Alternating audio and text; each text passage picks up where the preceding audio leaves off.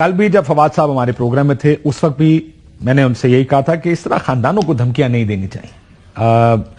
Bureaucrats ہیں, طرح طرح کے پریشرز میں بھی کام کرتے ہیں. ظاہر ہے سیاسی اگر ان کے اوپر پریشرز ہوں, بہت سے کام ان کو کرنے پڑتے ہیں اپنی افیلیشنز کی وجہ سے, اپنی لیننگ کی وجہ سے, ان پریشرز کی وجہ سے مختلف قسم کے پریشرز ان پر ہوتے ہیں. لیکن یہ کہنا کہ خاندانوں کو بھگتنا پڑے گا, یہ دس از اوور اسٹیپنگ دا مارک. لیکن اس بیان کے بعد کیا ہوا؟ اس بیان کے بعد جو ایف آئی آر درج ہوئی اس پہ لکھا ہے کہ کل رات کو 10 بجے یہ ایک ایف آئی آر درج کی گئی اسلام آباد میں.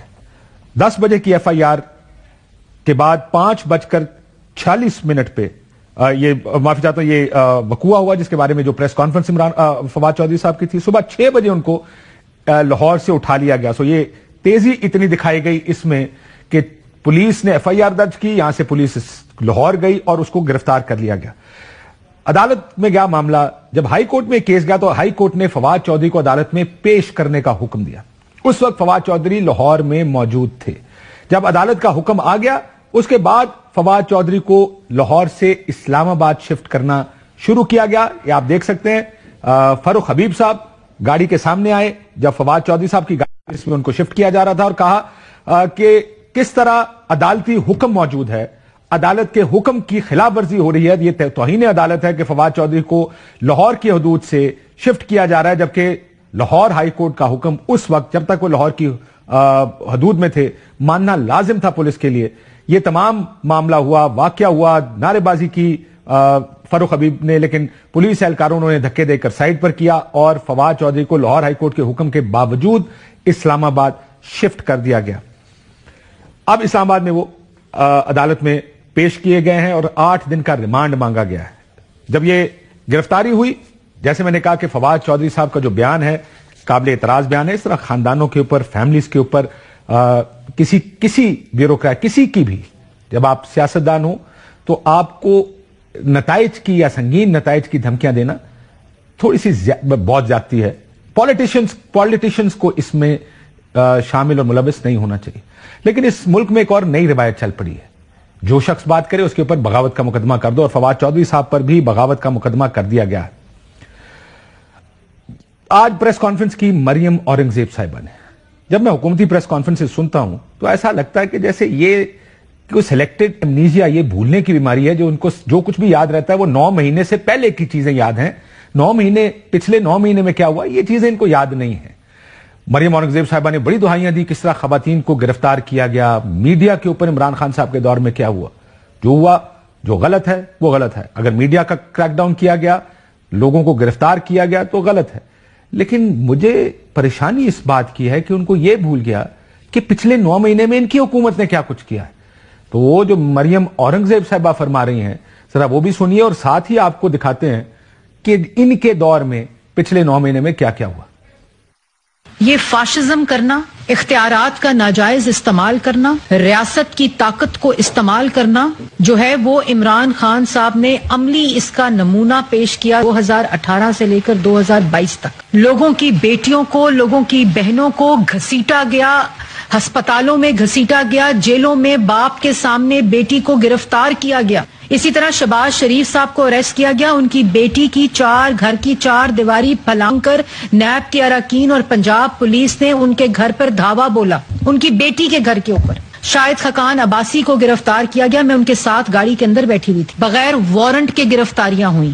وہ تھا سیاسی انتقام, وہ تھا سیاسی گرفتاریاں. انہوں نے لوگوں کے خاندانوں کے ساتھ, لوگوں کے بچوں کے ساتھ, لوگوں کی بہنوں کے ساتھ, لوگوں کی بیٹیوں کے ساتھ یہ سارا رویہ 4 سال کیا ہے. اس لیے یہ بولتے ہیں اس طرح, کیونکہ ان کا مائنڈ سیٹ ایسا ہے. یہی لوگ جو تھے وہ میڈیا کو دھمکاتے تھے, جیلوں میں ڈالا. آپ کے خلاف میڈیا ایک لائن ڈالتا تھا, وہ صحافی اگلے دن پروگرام نہیں کر سکتا تھا. آپ کے خلاف کوئی صحافی لکھتا تھا, اس کا قلم ٹوٹ کر اس کے ہڈیاں, اس کی پسلیاں توڑی جاتی تھی. گھروں کے باہر پیٹ کے اندر صحافیوں کو گولیاں ماری جاتی تھی. یہ کس قسم کا رویہ ہے؟ کیا ہم نے پاکستان کو اس قسم کی ریاست اور بنانا ریپبلک بنانا ہے؟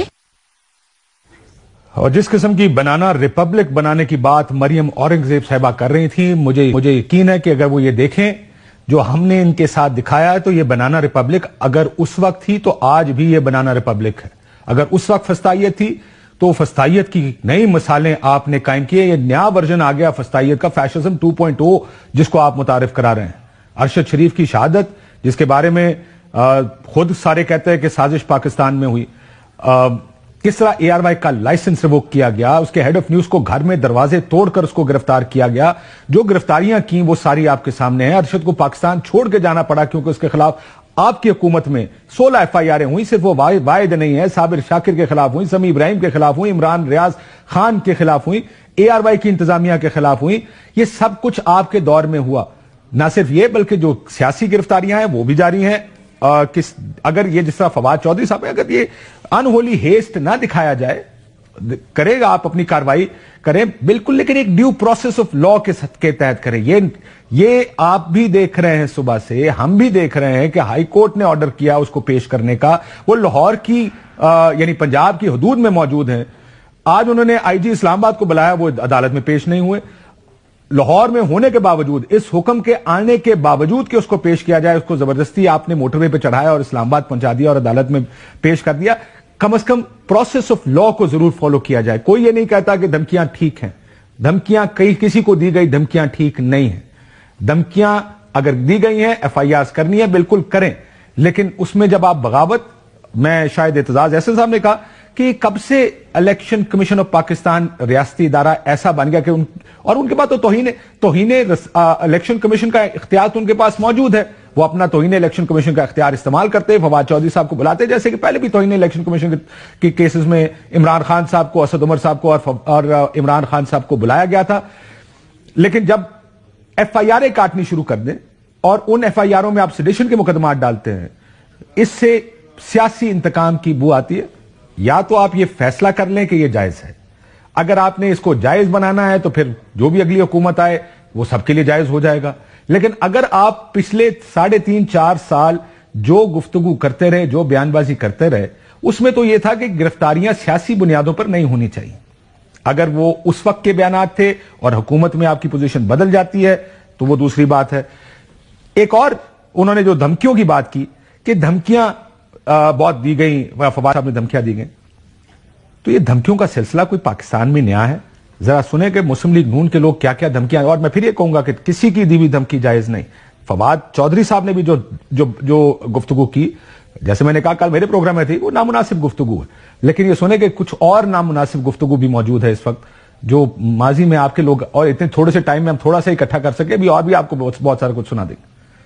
اگر یہ صرف 3 ججز بیٹھ کے فیصلہ سنائیں گے تو پھر جو سیاسی صورتحال اس ملک میں بنے گا وہ ہمارے بس کی بات نہیں ہوگا کہ ہم وہ سنبھالیں. کل کو چیف سیکرٹری صاحب آپ کو اس بات کا جواب دینا پڑے گا. آپ نے ادھر ہی رہنا ہے, آپ کے بچوں نے بھی ادھر ہی رہنا ہے. کمشنر لاہور صاحب آپ نے بھی ادھر رہنا ہے, آپ نے سروس بھی کرنی ہے. کسی ہمارے کارکن کو ہراساں کیا گیا تو اس کا 10 گنا آپ سے حساب لیں گے. ہمیں مجبور مت کریں کہ اگلا رخ ہمارا FIA کی طرف ہو. ہم ہر اس عدالت کا اور اس جج کا گھراؤ کریں گے جو تمہارے اس گندے اور گھٹیا ایجنڈے کو پروان چڑھانے کے لیے اپوزیشن کے خلاف اقدامات کریں. جو ہمیں چبانے کی کوشش کرے گا اس کے دانت ٹوٹ جائیں گے. ہم لوہے کے چنے ہیں.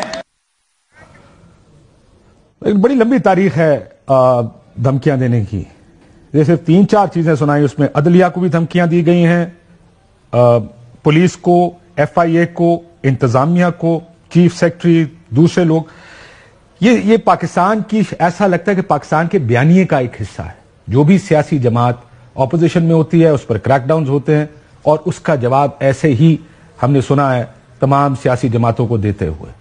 یہاں پر تو لوگوں کو کنٹرول نہیں کر پائیں گے, لوگ آپ کے ساتھ وہ کریں گے, اور یہ دھمکیاں کو ہمارے خمیر کا بھی, ایک ہمارے سیاسی خمیر کا حصہ بن گئی ہیں, جو کہ بڑی ایک انفارچونیٹ بات ہے.